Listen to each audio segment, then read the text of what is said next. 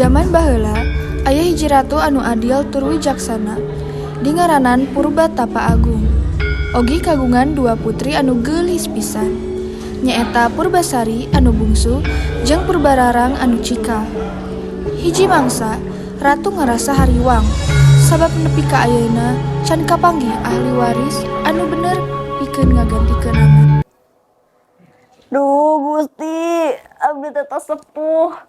Tapi nepi ka ayeuna teh aya budak abdi anu pantes pikeun ngawariskeun sareng neraskeun padamelan ieu. Dayang, Dayang. Aya naon Ratu? Panggilkeun panasehat abdi, Sunan Ambu. Mohon Ratu.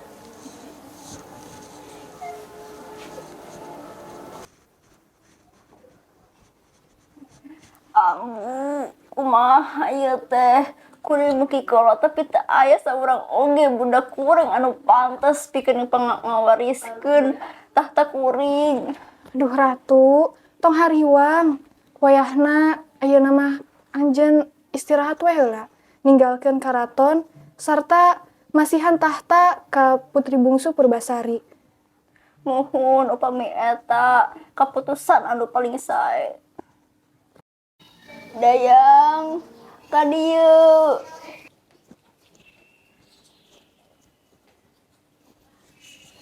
Aya naon Ratu? Pangyaurankeun kadua putri abdi ka dieu. Mohon Ratu.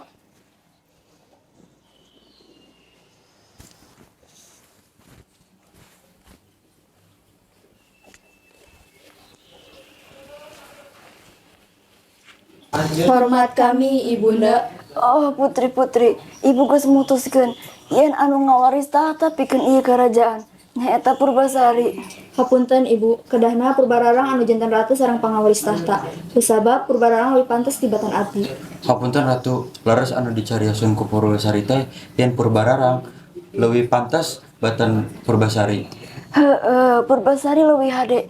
Ibu yakin Purbasari bisa jadi contoh pikeun ieu kerajaan. Kumaha Purbararang lamun Purbasari anu jadi ratu di ieu kerajaan. Nuhun teu sarios pami Ibu tos mapatkeun abdina ieu. Patih dakwahkeun ka sakumna pelosok nagara yen Purbasari bakal jadi ratu di ieu kerajaan.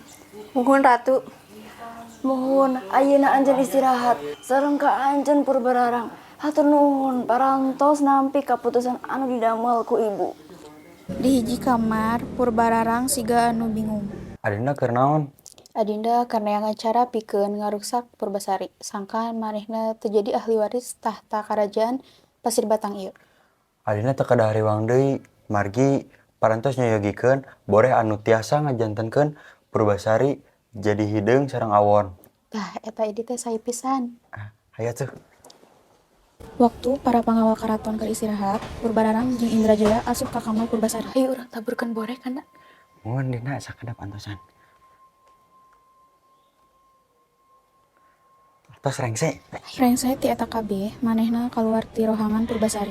Isukna Purbasari hudang tina sare, tuluy nyokot eunteng anu aya dina mejana. Gusti, aya naon ka raraya abdi nah aya penyakit aneh Di ieu? hiji rohangan, warga karaton ngarumpul lantaran geus nyaho kana panyakit ieu.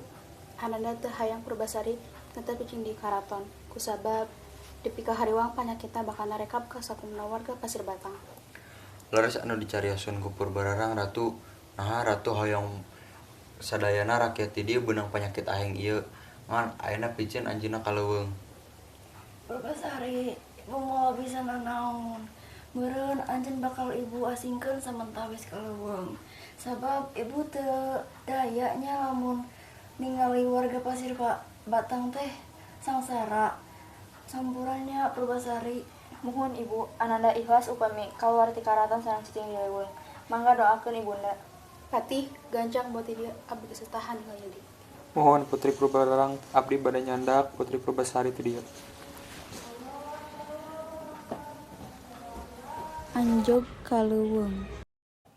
Putri sing sabar. Jadikeun pangbuangan ieu minangka pikeun tapamenta panyalindungan jeung kaasih ti pangeusih sawarga. Muhun Patih, abdi bakal emot kana piwaruk anjeun. Tong hariwang lengser bakal datang ka dieu sareng ngirim suplai. Hatur nuhun Patih. Samentara eta di karaton. Ratu, aya naon? Nah batuk ketih kitu. Tekuna naon. Pangsaurankeun penasehat kuring. Mohon Ratu.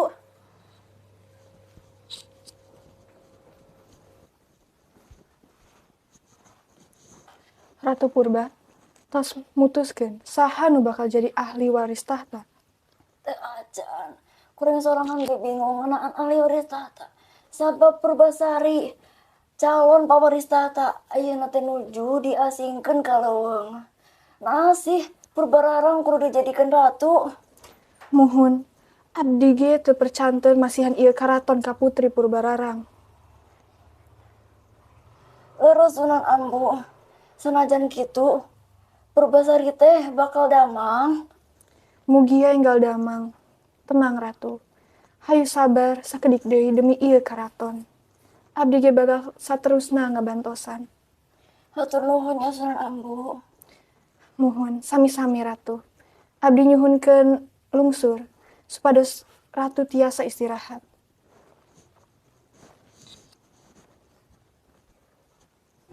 Di leuweung. Akhirna kuring tiasa nyieun api unggun ieu kereng hangetan kuring. Aya saha? Nami abdi Lutung. Abdi Purbasari, di mana anjeun? Abdi teu tiasa ningali anjeun lantaran poek pisan ieu leuweung, kaluar tina rungkun. Heeh, mun kuring keluar, lajeng anjeun bakal rewas. Teu kunaon kaluar weh. Yang teh sieun lamun maneh rewas juga kitu. Heeh lajeng, anjeun teh sieun ka kuring anu pinuh kubur ieu. Emang moal? Dupina anjeun tinggal di ieu leuweung. Nya, abdi cicing di dieu, ngan anjeun oge ke cicing di dieu.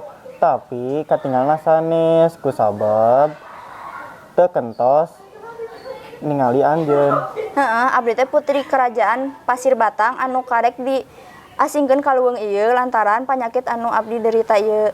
Hapunten Putri, abdi tos kagagahan sarinyawas sareng anjeun. Bangun upami anjeun eta sorangan wujud manusia ngan mangrupakan kakera eta ge kutukan. Nya, ieu teh kutukan, ngan teu katinggal kutukan. Kusabab aya sesa bubuk tina sabundeureun rarai anjeun. Abdi percaya ieu tina Tuhan gimpi. Leres, ieu tiasa diubaran. Emang Putri ngomba banget cai dina jabatan salata. Enjingna. Beget abdi, Gusti hatur nuhun parantos Mas Yandi kagelisan banget abdi. Lutung, tingali banget abdi. Putri, geus pisan. Hatur nuhun Lutung. Kajadian di leuweung akhirna kadenge heula ku panasehat pamarentah nyaeta Sunan Ambu. Aki, naon anu lumangsung di leuweung teh? Nah jadi aya omongan-omongan di wargi. Oh eta leuweung teh aya nama jadi taman. Aya jamban salaka anu kacida endahna. Jang aya pamimpin lutung anu kacida gedena.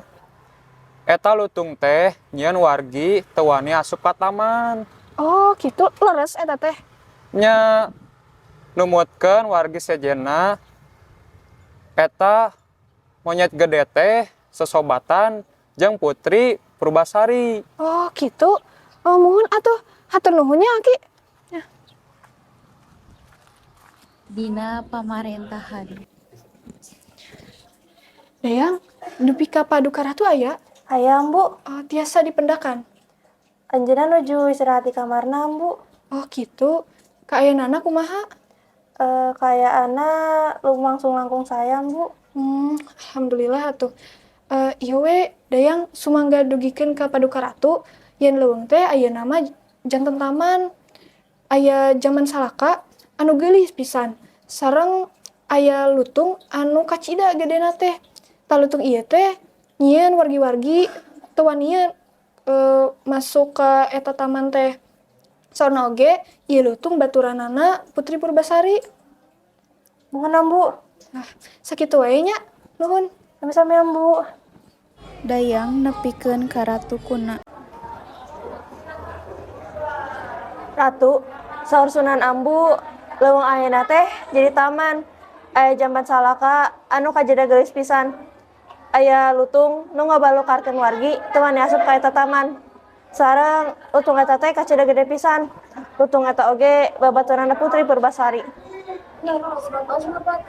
Leres Paduka Ratu, Putri Purbasari ayeuna jadi geulis deui.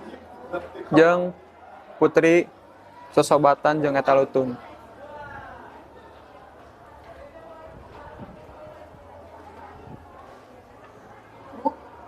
Ini bakal tetep ngajadikeun Purbasari ratu. Lamun anjeunna sobatan jeung maklian anu teu boga asalna. Ibu. Ibu. Ibu. Ratu, Ratu, Ratu, Ibu. Ratu, Ibu. Ratu. Pati.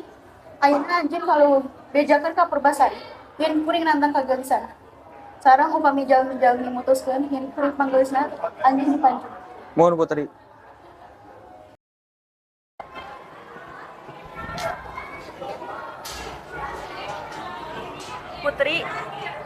Putri Purbararang nantang Putri Purbasari. Hayo sebutkeun naon anu rek diomongkeun ku Pati. Putri Purbararang nantang dina sayembara kagelisan. Lamun warga loba nu milih Putri Purbararang leuwih gelis, Putri bakal dipancung. Lamun nasib kuring maot ngora, kuring daek, nah anjeunna benci pisan ka kuring. Sabar Putri, tong hariwang. Abdi yakin Putri bakal menang dina pasanggiri ieu. Hatur nuhun Pati. Isukna Purbararang jeung kabeh asup ka leuweung. Wahai urang-urang Pasir Batang, saha nu panggeulisna di karaton ieu?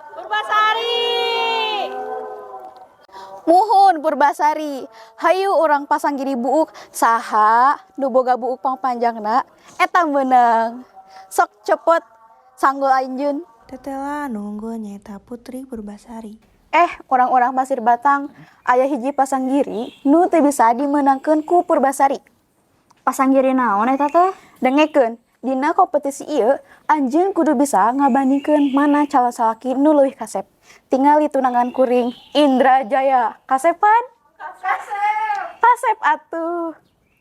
Purbasari, ayeuna maneh moal bisa kabur lantaran kuring bakal bersaing pikeun ngabandingkeun calon salaki ka hareupna. Calon salaki kuring nyaeta Indrajaya nu bager tur gagah. Saha calon salaki anjeun? Sadeui lamun lain monyet anu badag. Emang ka hareupna salaki kuring teh kuduna monyet? Ngarobah lutung ka sarung jadi jajaka gagah. Ratu anjeun nyaeta Purbasari. Geus ngomong yeun kuring bakalan jadi salakina.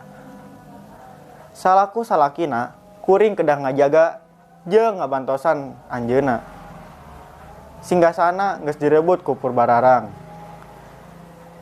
Salaku tunangan Purbararang, anjeun geus aya di pihak Indrajaya. Kualat eta hayu urang gelu tanding. Akhirna Indrajaya eleh tuluy tumungkul jeung Purbararang samemeh Guru Minda jeung Purbasari. Hapunten Abi. Hapunten Abi oge Purbasari.